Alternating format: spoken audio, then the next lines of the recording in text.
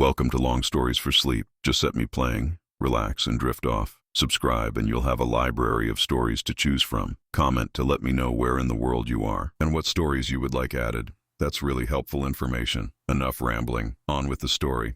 The Life of Horatio, Lord Nelson by Robert Southey. Part 2, 1784 to 1793. Read for you by Long Stories for Sleep. Chapter 2. 1784 to 1793. Nelson goes to France, reappointed to the Boreas at the Leeward Islands. In the Boreas his firm conduct concerning the American interlopers and the contractors marries and returns to England, is on the point of quitting the service in disgust manner of life while unemployed, appointed to the Agamemnon on the breaking out of the War of the French Revolution. "I have closed the war," said Nelson in one of his letters, "without a fortune, but there is not a speck in my character. True honor, I hope, predominates in my mind far above riches." He did not apply for a ship, because he was not wealthy enough to live on board in the manner which was then become customary. Finding it, therefore, prudent to economize on his half-pay during the peace, he went to France, in company with Captain McNamara of the Navy, and took lodgings at St. Omer's. The death of his favorite sister, Anne, who died in consequence of going out of the ballroom at Bath when heated with dancing, affected his father so much that it had nearly occasioned him to return in a few weeks. Time, however, and reason and religion overcame this grief in the old man, and Nelson continued at St. Omer's long enough to fall in love with the daughter of an English clergyman.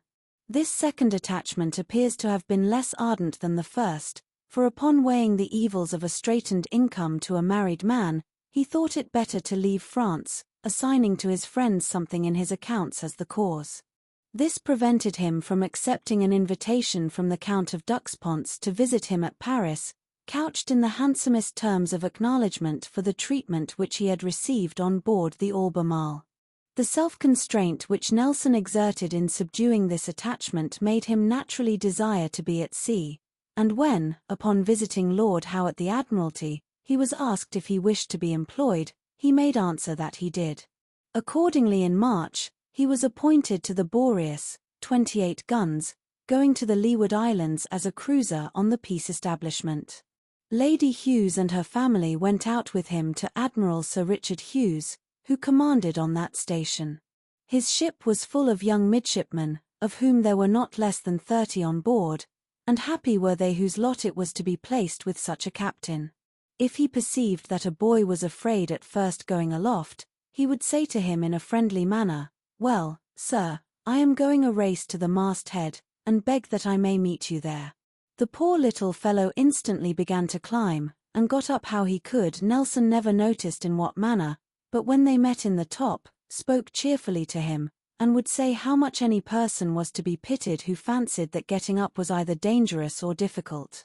Every day he went into the schoolroom to see that they were pursuing their nautical studies, and at noon he was always the first on deck with his quadrant.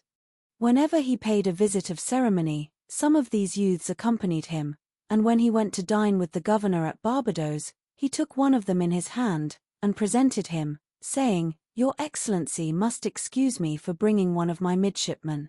I make it a rule to introduce them to all the good company I can, as they have few to look up to, besides myself, during the time they are at sea." When Nelson arrived in the West Indies, he found himself senior captain, and consequently second in command on that station. Satisfactory as this was, it soon involved him in a dispute with the admiral, which a man less zealous for the service might have avoided. He found the Latona in English harbour, Antigua, with a broad pendant hoisted, and upon inquiring the reason, was presented with a written order from Sir R. Hughes, requiring and directing him to obey the orders of Resident Commissioner Mountray during the time he might have occasion to remain there, the said Resident Commissioner being in consequence authorized to hoist a broad pendant on board any of His Majesty's ships in that port that he might think proper. Nelson was never at a loss how to act in any emergency. "I know of no superior officers," said he, "besides the Lords Commissioners of the Admiralty, and my seniors on the post list." Concluding, therefore, that it was not consistent with the service for a resident commissioner, who held only a civil situation, to hoist a broad pendant. The moment that he had anchored, he sent an order to the captain of the late owner to strike it, and return it to the dockyard. He went on shore the same day, dined with the commissioner, to show him that he was actuated by no other motive than a sense of duty, and gave him the first intelligence that his pendant had been struck. Sir Richard sent an account of this to the Admiralty, but the case could admit of no doubt, and Captain Nelson's conduct was approved. He displayed the same promptitude on another occasion.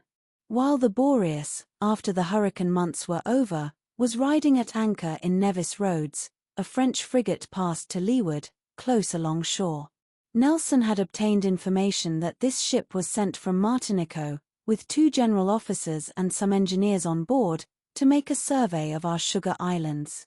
This purpose he was determined to prevent them from executing, and therefore he gave orders to follow them.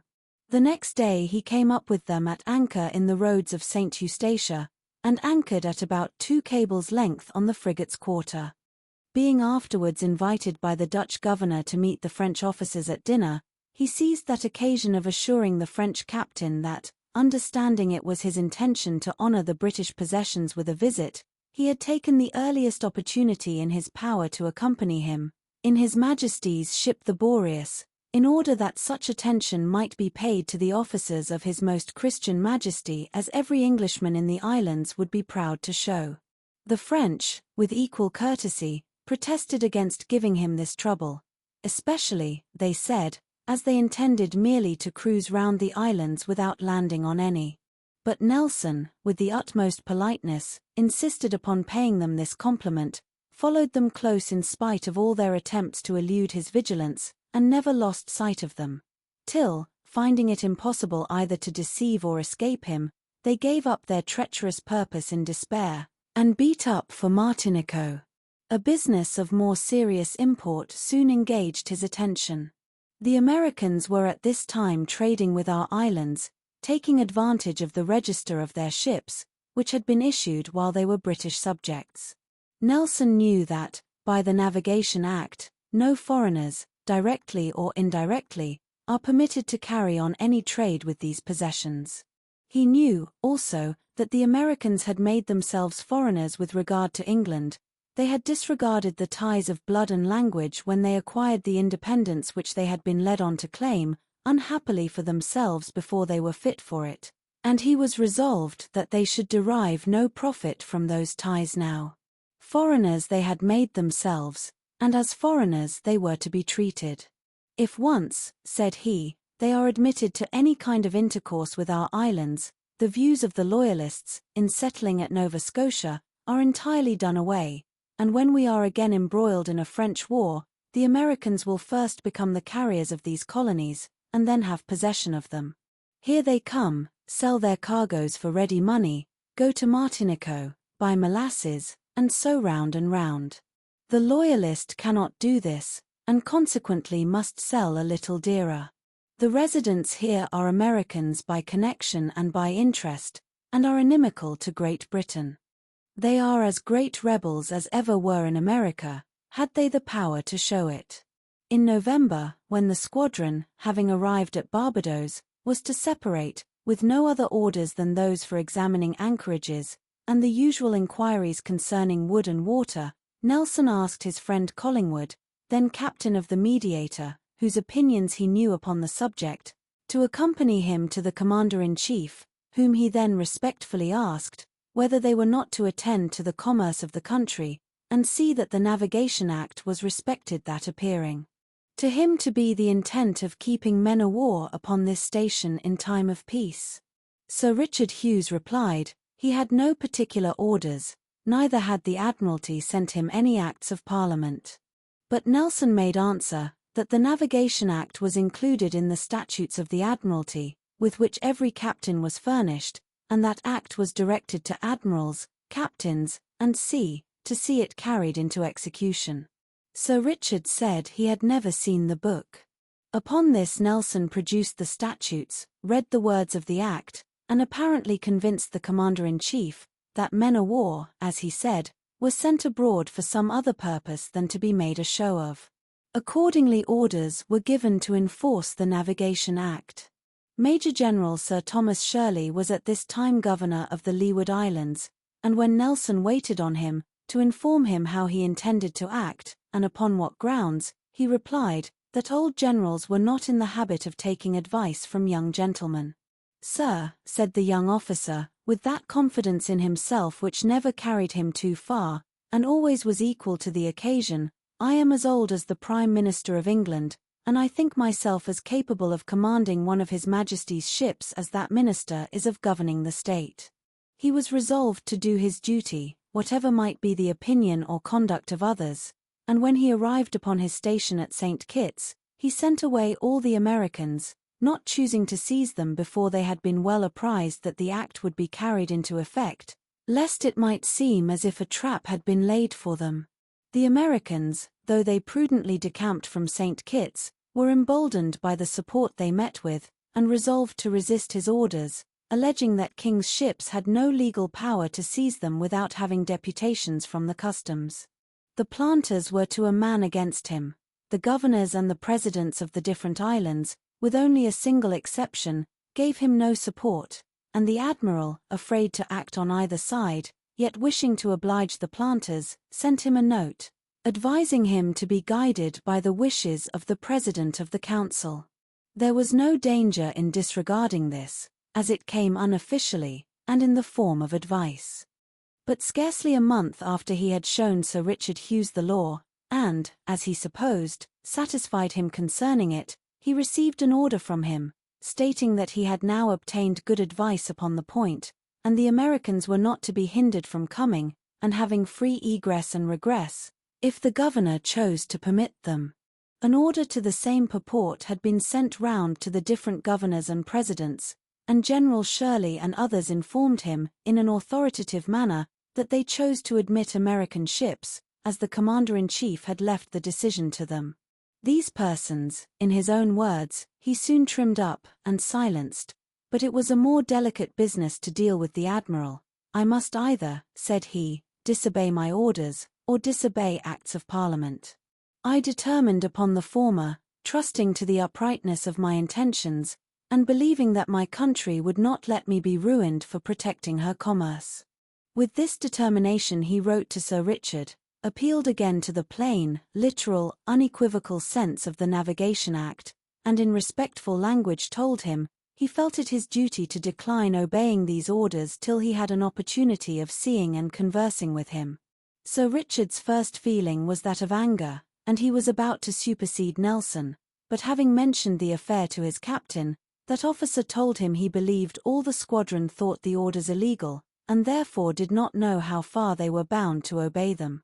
It was impossible, therefore, to bring Nelson to a court-martial, composed of men who agreed with him in opinion upon the point in dispute, and luckily, though the admiral wanted vigor of mind to decide upon what was right, he was not obstinate in wrong, and had even generosity enough in his nature to thank Nelson afterwards for having shown him his error. Collingwood in the Mediator, and his brother, Wilfred Collingwood, in the Rattler, actively cooperated with Nelson. The custom houses were informed that after a certain day all foreign vessels found in the ports would be seized, and many were, in consequence, seized and condemned in the Admiralty Court. When the Boreas arrived at Nevis, she found 4 American vessels deeply laden, and what are called the island colors flying white, with a red cross. They were ordered to hoist their proper flag, and depart within 48 hours, but they refused to obey, denying that they were Americans. Some of their crews were then examined in Nelson's cabin, where the Judge of Admiralty happened to be present. The case was plain. They confessed that they were Americans, and that the ships, hull and cargo, were wholly American property, upon which he seized them. This raised a storm. The planters, the custom house, and the governor were all against him. Subscriptions were opened, and presently filled, for the purpose of carrying on the cause in behalf of the American captains, and the admiral, whose flag was at that time in the roads, stood neutral. But the Americans and their abettors were not content with defensive law. The Marines, whom he had sent to secure the ships, had prevented some of the masters from going ashore, and those persons, by whose depositions it appeared that the vessels and cargoes were American property, declared that they had given their testimony under bodily fear, for that a man with a drawn sword in his hand had stood over them the whole time. A rascally lawyer, whom the party employed, suggested this story, and as the sentry at the cabin door was a man with a drawn sword, the Americans made no scruple of swearing to this ridiculous falsehood, and commencing prosecutions against him accordingly. They laid their damages at the enormous amount of L40,000, and Nelson was obliged to keep close on board his own ship, lest he should be arrested for a sum for which it would have been impossible to find bail. The marshal frequently came on board to arrest him, but was always prevented by the address of the first lieutenant, Mr. Wallace. Had he been taken, such was the temper of the people that it was certain he would have been cast for the whole sum. One of his officers, one day, in speaking of the restraint which he was thus compelled to suffer, happened to use the word pity. "Pity," exclaimed Nelson. "Pity, did you say? I shall live, sir, to be envied. And to that point I shall always direct my course." 8 weeks remained in this state of duress. During that time the trial respecting the detained ships came on in the Court of Admiralty. He went on shore under a protection for the day from the judge, but, notwithstanding this, the marshal was called upon to take that opportunity of arresting him, and the merchants promised to indemnify him for so doing. The judge, however, did his duty, and threatened to send the marshal to prison if he attempted to violate the protection of the court. Mr. Herbert, the president of Nevis, behaved with singular generosity upon this occasion. Though no man was a greater sufferer by the measures which Nelson had pursued, he offered in court to become his bail for L10,000 if he chose to suffer the arrest. The lawyer whom he had chosen proved to be an able as well as an honest man, and notwithstanding the opinions and pleadings of most of the council of the different islands, who maintained that ships of war were not justified in seizing American vessels without a deputation from the customs, the law was so explicit, the case so clear, and Nelson pleaded his own cause so well, that the 4 ships were condemned. During the progress of this business he sent a memorial home to the king, in consequence of which orders were issued that he should be defended at the expense of the crown. And upon the representation which he made at the same time to the Secretary of State, and the suggestions with which he accompanied it, the Register Act was framed. The sanction of government, and the approbation of his conduct which it implied, were highly gratifying to him, but he was offended, and not without just cause, that the Treasury should have transmitted thanks to the Commander-in-Chief for his activity and zeal in protecting the commerce of Great Britain. "Had they known all," said he, "I do not think they would have bestowed thanks in that quarter, and neglected me. I feel much hurt that, after the loss of health and risk of fortune, another should be thanked for what I did against his orders. I either deserved to be sent out of the service, or at least to have had some little notice taken of what I had done. They have thought it worthy of notice, and yet have neglected me. If this is the reward for a faithful discharge of my duty, I shall be careful, and never stand forward again. But I have done my duty, and have nothing to accuse myself of." The anxiety which he had suffered from the harassing uncertainties of law is apparent from these expressions. He had, however, something to console him, for he was at this time wooing the niece of his friend the President, then in her 18th year, the widow of Dr. Nisbet, a physician. She had one child, a son, by name Josiah, who was 3 years old. One day Mr. Herbert, who had hastened half-dressed to receive Nelson, exclaimed, on returning to his dressing-room, "Good God! If I did not find that great little man, of whom everybody is so afraid, playing in the next room, under the dining-table, with Mrs. Nisbet's child." A few days afterwards Mrs. Nisbet herself was first introduced to him, and thanked him for the partiality which he had shown to her little boy. Her manners were mild and winning, and the captain, whose heart was easily susceptible of attachment, found no such imperious necessity for subduing his inclinations as had twice before withheld him from marrying. They were married on March 11, 1787. Prince William Henry, who had come out to the West Indies the preceding winter, being present, by his own desire, to give away the bride. Mr. Herbert, her uncle, was at this time so much displeased with his only daughter, that he had resolved to disinherit her, and leave his whole fortune, which was very great, to his niece. But Nelson, whose nature was too noble to let him profit by an act of injustice, interfered, and succeeded in reconciling the president to his child. "Yesterday," said one of his naval friends the day after the wedding, "the Navy lost one of its greatest ornaments by Nelson's marriage. It is a national loss that such an officer should marry. Had it not been for this, Nelson would have become the greatest man in the service." The man was rightly estimated, but he who delivered this opinion did not understand the effect of domestic love and duty upon a mind of the true heroic stamp. "We are often separate," said Nelson, in a letter to Mrs. Nisbet a few months before their marriage, "but our affections are not by any means on that account diminished. Our country has the first demand for our services, and private convenience or happiness must ever give way to the public good. Duty is the great business of a sea officer. All private considerations must give way to it, however painful.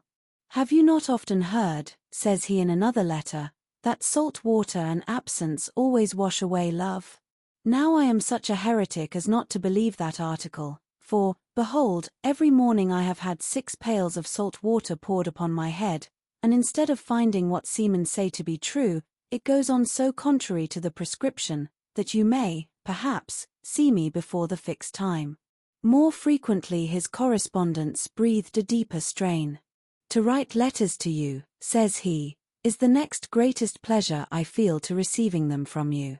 What I experience when I read such as I am sure are the pure sentiments of your heart, my poor pen cannot express, nor, indeed, would I give much for any pen or head which could express feelings of that kind. Absent from you, I feel no pleasure. It is you who are everything to me. Without you, I care not for this world, for I have found, lately, nothing in it but vexation and trouble. These are my present sentiments. God Almighty grant they may never change. Nor do I think they will. Indeed there is, as far as human knowledge can judge, a moral certainty that they cannot, for it must be real affection that brings us together, not interest or compulsion." Such were the feelings, and such the sense of duty, with which Nelson became a husband. During his stay upon this station he had ample opportunity of observing the scandalous practices of the contractors, prize agents, and other persons in the West Indies connected with the naval service. When he was first left with the command, and bills were brought him to sign for money which was owing for goods purchased for the Navy, he required the original voucher, that he might examine whether those goods had been really purchased at the market price, but to produce vouchers would not have been convenient, and therefore was not the custom. Upon this Nelson wrote to Sir Charles Middleton, then Controller of the Navy, representing the abuses which were likely to be practiced in this manner. The answer which he received seemed to imply that the old forms were thought sufficient, and thus, having no alternative, he was compelled, with his eyes open, to submit to a practice originating in fraudulent intentions. Soon afterwards 2 Antigua merchants informed him that they were privy to great frauds which had been committed upon government in various departments, at Antigua, to the amount of nearly L500,000, at Lucy, L300,000, at Barbados, L250,000, at Jamaica, upwards of 1,000,000. The informers were both shrewd, sensible men of business. They did not affect to be actuated by a sense of justice, but required a percentage upon so much as government should actually recover through their means. Nelson examined the books and papers which they produced, and was convinced that government had been most infamously plundered. Vouchers, he found, in that country, were no check whatever. The principle was, that a thing was always worth what it would bring, and the merchants were in the habit of signing vouchers for each other, without even the appearance of looking at the articles. These accounts he sent home to the different departments which had been defrauded, but the peculators were too powerful, and they succeeded not merely in impeding inquiry, but even in raising prejudices against Nelson at the Board of Admiralty, which it was many years before he could subdue.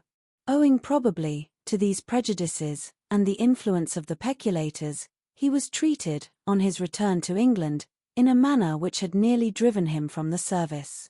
During the 3 years that the Boreas had remained upon a station which is usually so fatal, not a single officer or man of her whole complement had died. This almost unexampled instance of good health, though mostly, no doubt, imputable to a healthy season, must in some measure, also, be ascribed to the wise conduct of the captain. He never suffered the ships to remain more than 3 or 4 weeks at a time at any of the islands, and when the hurricane months confined him to English harbour, he encouraged all kinds of useful amusements, music, dancing, and cudgelling among the men, theatricals among the officers, anything which could employ their attention, and keep their spirits cheerful. The Boreas arrived in England in June.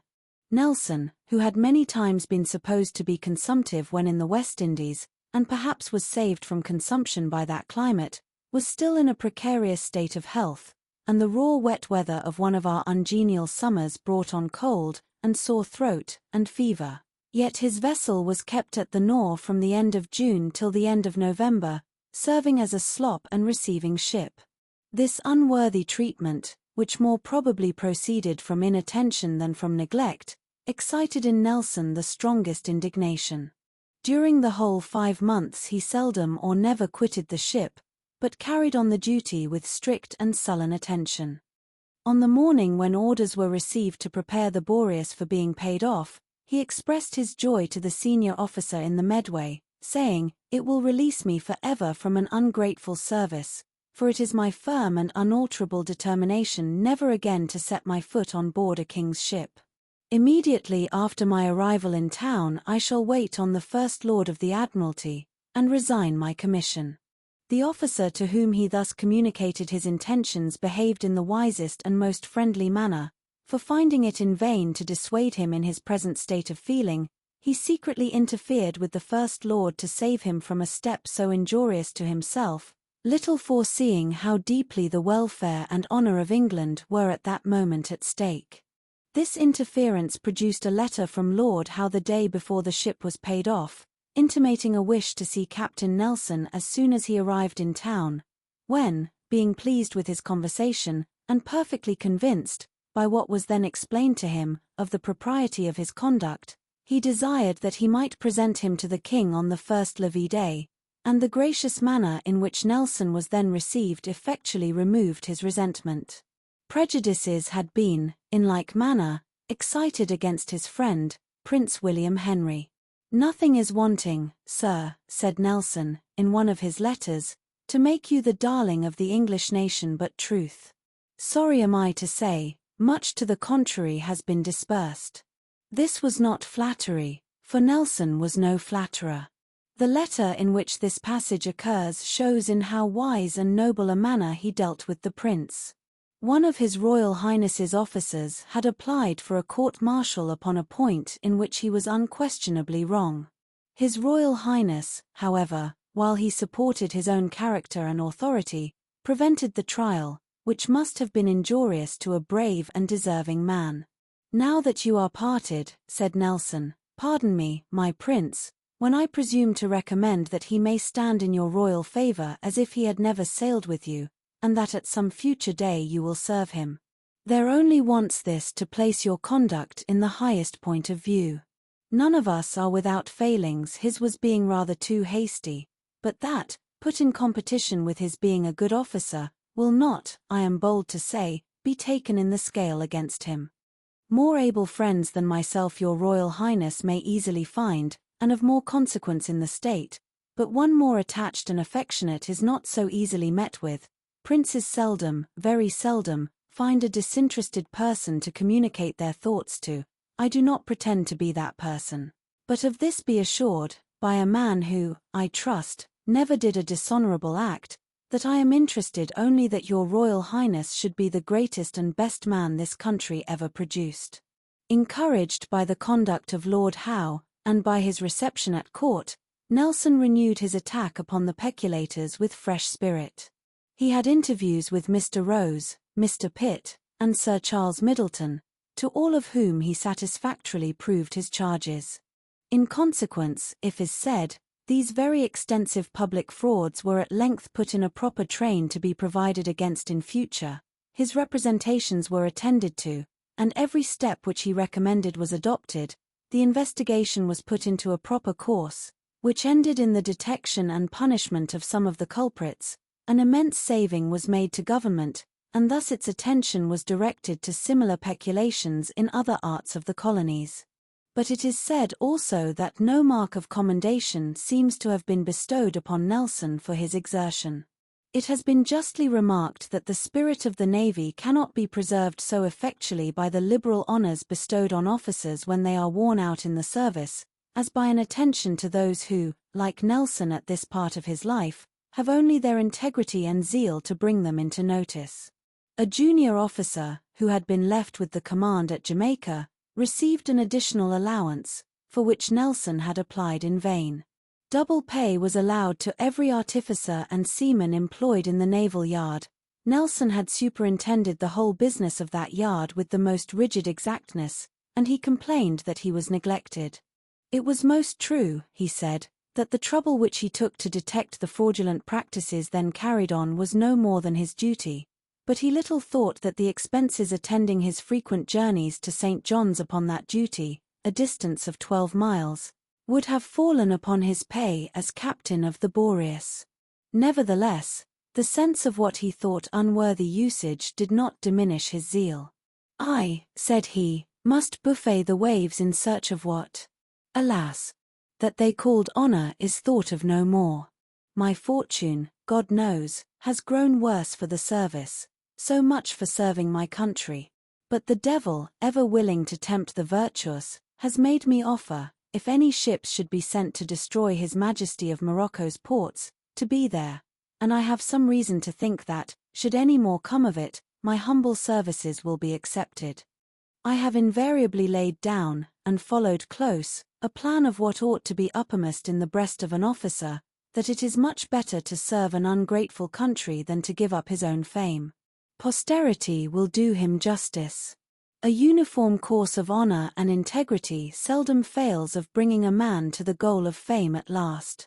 The design against the Barbary pirates, like all other designs against them, was laid aside, and Nelson took his wife to his father's parsonage, meaning only to pay him a visit before they went to France, a project which he had formed for the sake of acquiring a competent knowledge of the French language. But his father could not bear to lose him thus unnecessarily. Mr. Nelson had long been an invalid, suffering under paralytic and asthmatic affections, which, for several hours after he rose in the morning, scarcely permitted him to speak. He had been given over by his physicians for this complaint nearly 40 years before his death, and was, for many of his latter years, obliged to spend all his winters at Bath. The sight of his son, he declared, had given him new life. "But, Horatio," said he, "it would have been better that I had not been thus cheered, if I am so soon to be bereaved of you again. Let me, my good son, see you whilst I can. My age and infirmities increase, and I shall not last long." To such an appeal there could be no reply. Nelson took up his abode at the parsonage, and amused himself with the sports and occupations of the country. Sometimes he busied himself with farming the glebe, sometimes spent the greater part of the day in the garden, where he would dig as if for the mere pleasure of wearying himself. Sometimes he went a bird's nesting, like a boy, and in these expeditions Mrs. Nelson always, by his expressed desire, accompanied him. Coursing was his favorite amusement. Shooting, as he practiced it, was far too dangerous for his companions, for he carried his gun upon the full cock, as if he were going to board an enemy, and the moment a bird rose, he let fly without ever putting the fowling piece to his shoulder. It is not, therefore, extraordinary that his having once shot a partridge should be remembered by his family among the remarkable events of his life. But his time did not pass away thus without some vexatious cares to ruffle it. The affair of the American ships was not yet over, and he was again pestered with threats of prosecution. "I have written them word," said he, "that I will have nothing to do with them, and they must act as they think proper. Government, I suppose, will do what is right, and not leave me in the lurch.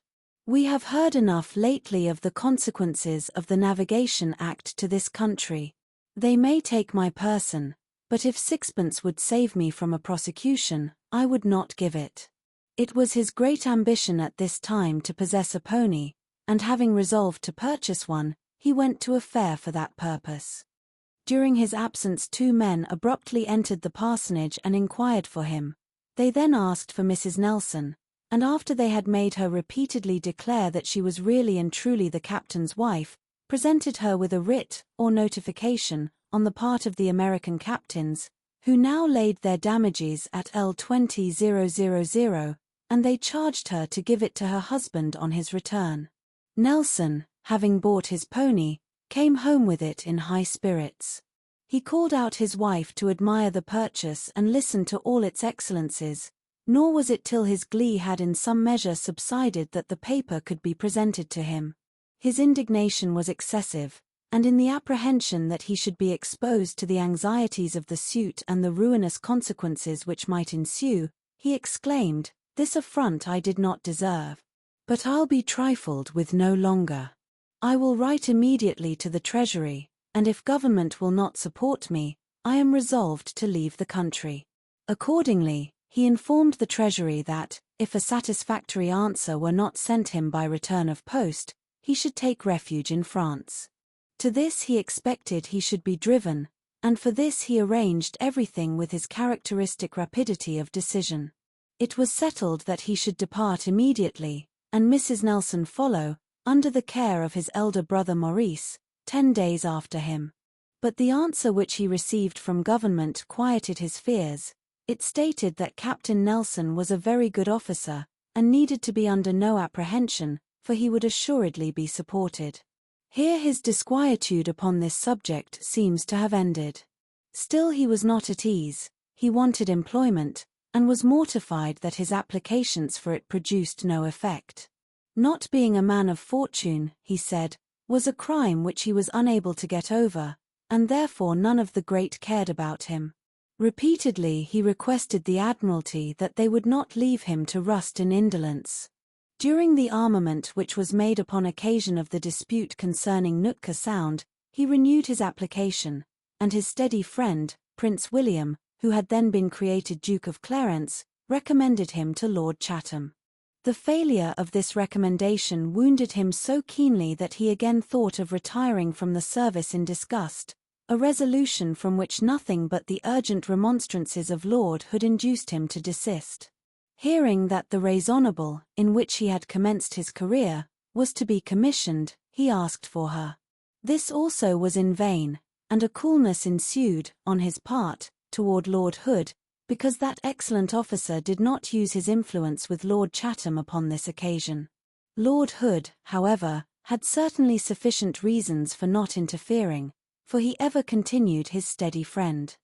In the winter of 1792, when we were on the eve of the Revolutionary War, Nelson once more offered his services, earnestly requested a ship, and added, that if their lordships should be pleased to appoint him to a cockle-boat he should feel satisfied. He was answered in the usual official form, "Sir, I have received your letter of the 5th instant, expressing your readiness to serve, and have read the same to my Lords Commissioners of the Admiralty." On the 12th of December he received this dry acknowledgment. The fresh mortification did not, however, affect him long, for, by the joint interest of the Duke and Lord Hood, he was appointed, on the 30th of January following, to the Agamemnon, of 64 guns. That was the Life of Horatio, Lord Nelson by Robert Southey. Part 2 1784 to 1793. Which was read for you by Long Stories for Sleep. Thank you very much for listening. Good night.